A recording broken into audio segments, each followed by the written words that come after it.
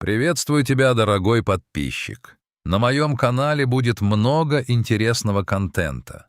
Подписывайся, ставь палец вверх и оставляй комментарии.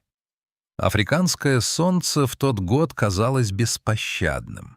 Оно выжигало саванну до кости, превращая некогда зеленую колыбель жизни в ломкое золотисто-коричневое море.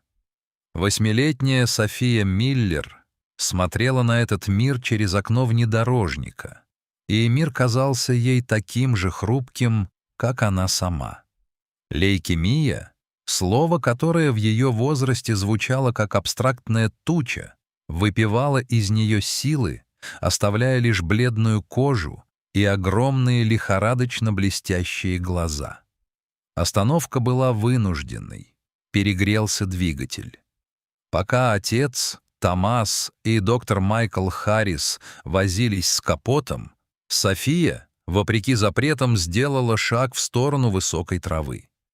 Там, в тени одинокой акации, что-то шевельнулось. Это не было рычанием. Скорее, это был сухой, прерывистый хрип. София опустилась на колени, игнорируя колючки, впивающиеся в кожу. Перед ней лежал львенок. Маленький, истощенный, с тусклой шерстью и мутными глазами.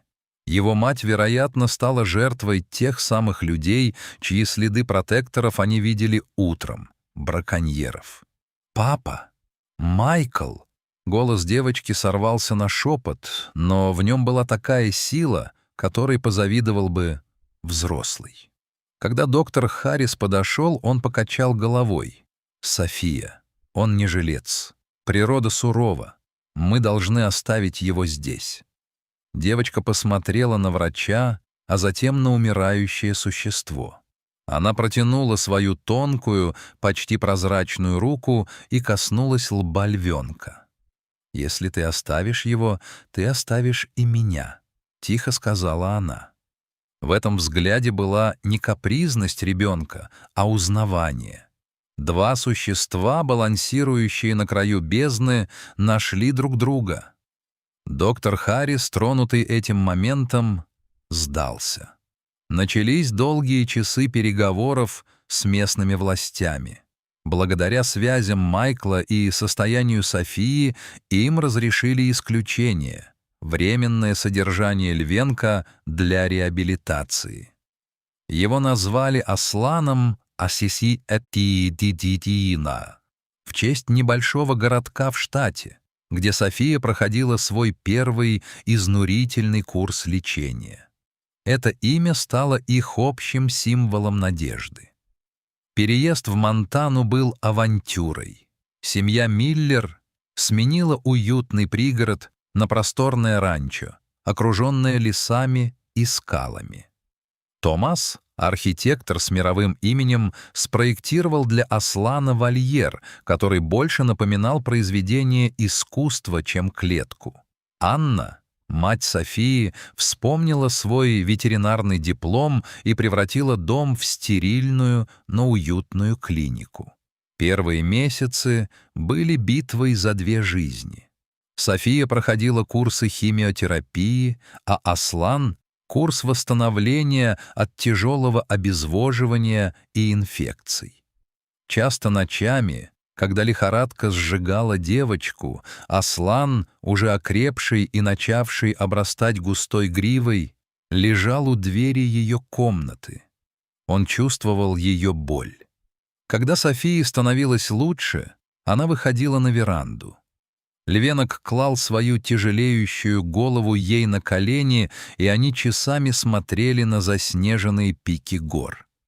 «Мы оба бойцы, Аслан», — шептала она, запуская пальцы в его жесткую шерсть.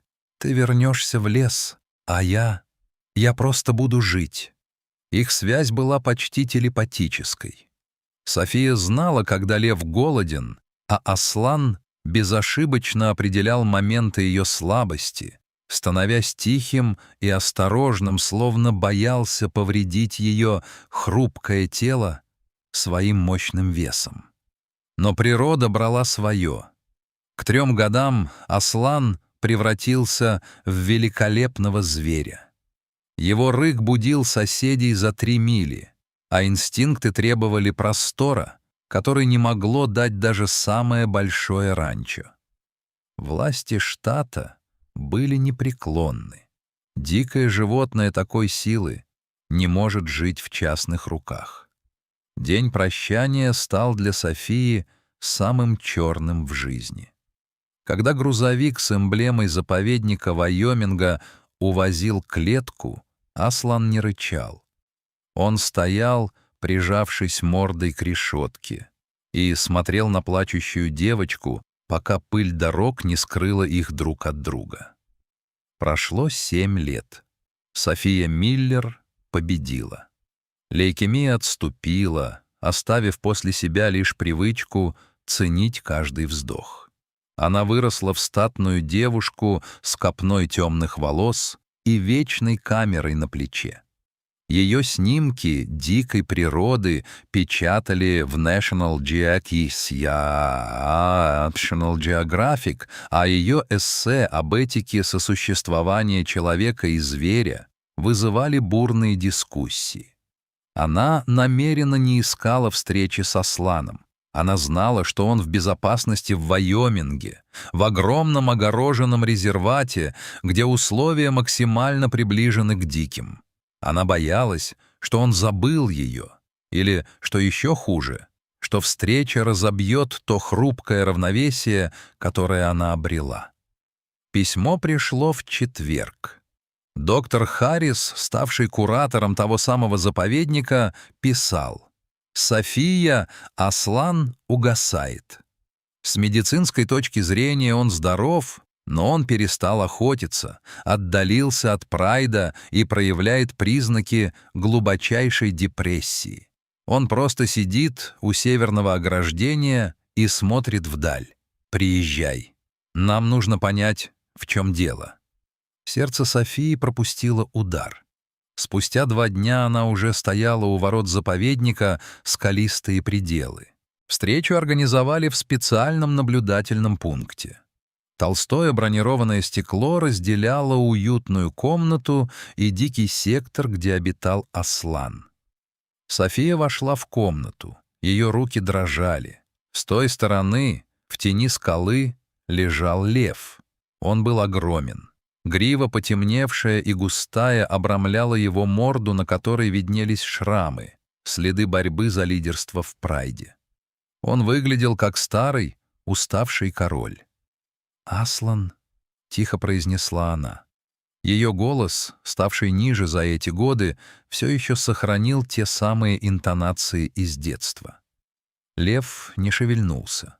София подошла вплотную к стеклу и приложила ладонь к холодной поверхности. Прошло 5 минут, 10. Тишина давила на уши, и вдруг ухо льва дернулось. Он медленно поднял голову. Золотистые глаза встретились с ее карими. Аслан поднялся. Его движения были грациозными, но в них чувствовалась тяжесть прожитых лет. Он подошел к стеклу. Расстояние между ними сократилось до нескольких сантиметров. Лев издал негромкий звук, не рык, а короткий горловой выдох, который он издавал только в детстве, когда София приносила ему еду. Он медленно поднял огромную лапу, чьи когти могли бы разорвать плоть в мгновение ока, и прижал ее к стеклу, прямо напротив ладони Софии. Они стояли так вечность.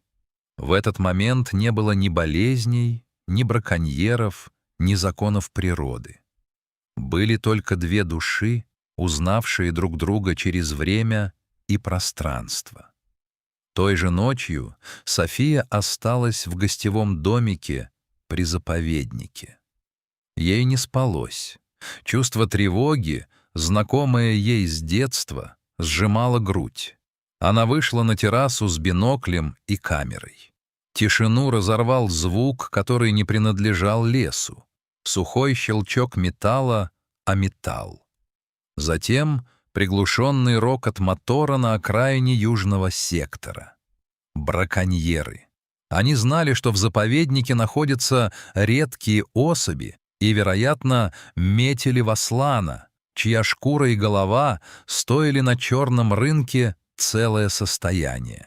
София, не раздумывая, схватила рацию и побежала к дежурному посту, но он был пуст. Патруль уехал на дальний кордон из-за ложного вызова. Понимая, что время идет на секунды, она запрыгнула в квадроцикл и помчалась к вольеру Аслана. Она увидела их у технического въезда. 3 мужчин в камуфляже уже подрезали сетку. У одного в руках был карабин с транквилизатором, у другого — боевое оружие. «Эй, остановитесь!» — закричала София, направляя свет мощного фонаря на преступников. Один из браконьеров, высокий мужчина с грубым лицом, выругался и направил на нее ствол. «Уходи отсюда, девчонка, если не хочешь лечь рядом с кошкой». София замерла. Страх сковал ноги, но за ее спиной в темноте вольера вспыхнули 2 золотых огня. Аслан не ждал. Он почувствовал угрозу своей Софии раньше, чем браконьеры успели нажать на курок. Огромная тень метнулась из зарослей. Лев не просто выбежал, он вылетел, словно живой снаряд. Одним мощным ударом лапы он выбил карабин из рук лидера. Браконьеры в панике бросились к своей машине. Аслан не преследовал их, чтобы убить. Он встал перед Софией, закрывая ее своим массивным телом. Его рык, мощный и первобытный, заставил содрогнуться землю. Это был манифест. «Здесь мой прайд, здесь мой человек». Преступники, побросав оборудование, в ужасе запрыгнули в джип и попытались скрыться, но на выезде их уже блокировал подоспевший патруль, вызванный автоматической сигнализацией на сетке. Утро застало Софию на траве у вольера. Аслан лежал по ту сторону ограждения, которое в суматохе было повреждено. Технически он мог уйти, но он остался. Его голова покоилась на лапах, и он внимательно наблюдал за тем, как София заполняет протоколы полиции. Этот случай изменил все. Аслан больше не был депрессивным львом. Он вернул себе статус вожака, словно защита Софии напомнила ему о его силе и предназначении. София часто возвращается в Вайоминг. Она больше не боится за него. Она поняла, что сострадание, проявленное когда-то маленькой больной девочкой в высокой траве Африки, превратилось в нерушимый щит. История Софии и Аслана стала легендой заповедника. Она напоминает каждому, кто ее слышит. Мы в ответе за тех, кого спасли, но иногда те, кого спасли мы, становятся нашими главными спасителями. Связь, рожденная в боли и надежде, не подвластна времени. Она просто ждет своего момента, чтобы напомнить. Любовь и преданность — это единственные вещи, которые по-настоящему бессмертны в этом меняющемся мире.